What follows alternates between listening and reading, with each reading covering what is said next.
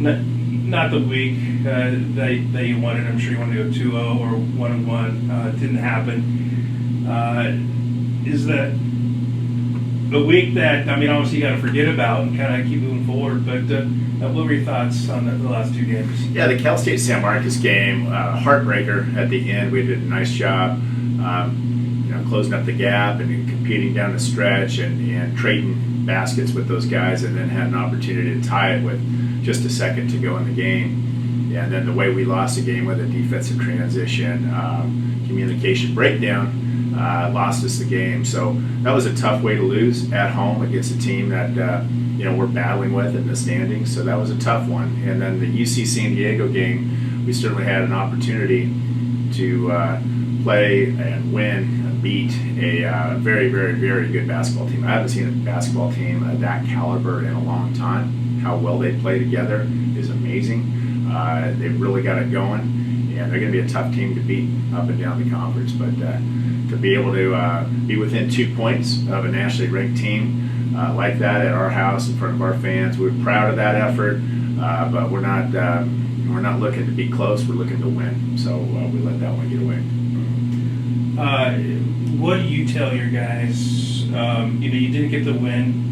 Really close against, as you just mentioned, a very good team. But what do you tell your guys to take from that game as you hit the road this week? Yeah, we look at film. We break that down. The guys see themselves, try to make corrections, be critical, coach them up.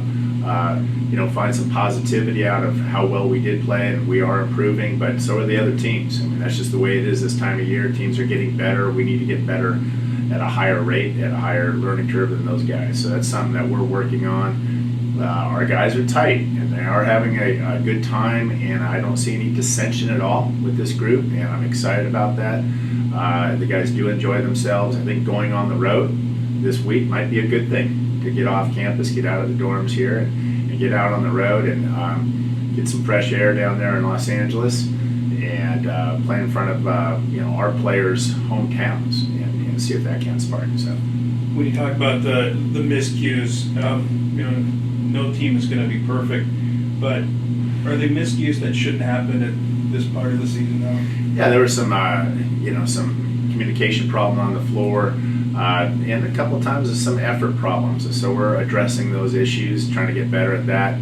Our deal is just practice every day and try to get better in practice by doing our drills, at a high level with high expectation. If we don't reach those expectations drill to drill, we don't get past that one drill. We make sure that drill's done correctly before the next one. We're trying to heighten our discipline across the board, whether it's being punctual or proper attire or how you speak to one another, those type of things. Just trying to get a high level of discipline so there's no breakdowns anywhere across the board. I think that translates into wins. Mm-hmm. At either point where, obviously we know about the injuries, but the guys that you have, they're players that can win games, but are you just ready for these guys just to do something to get those wins and finally go on some kind of a run? Yeah,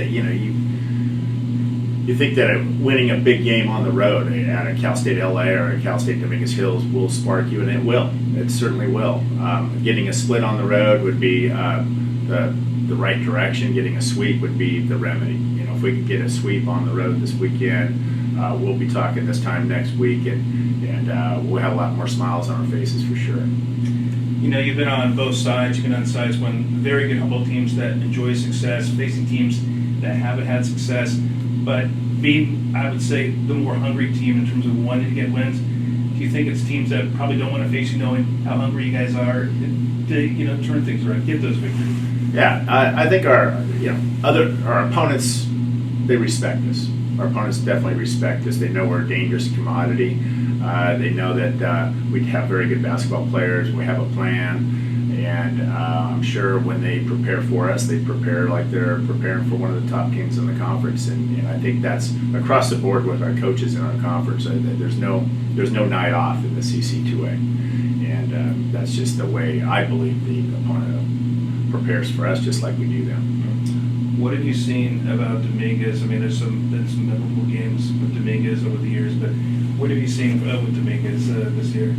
mean, it's always been a interesting rivalry in that it goes back to my first year as a head coach here at Humboldt. We went to the championship game of the CC2A tournament. They hit us on a buzzer beater, a three-point shot with Brian Morris's hand stretched out over one of their shooters, and we've always had since that time, at least personally for me, and I know that carries on to our program, that we've had some very, very close games at home and on the road in championship series. So Coach Becker does a great job. He's been amazing down there. They've really turned things around at Cal State Dominguez Hills, and it's going to be a tough venue to play in.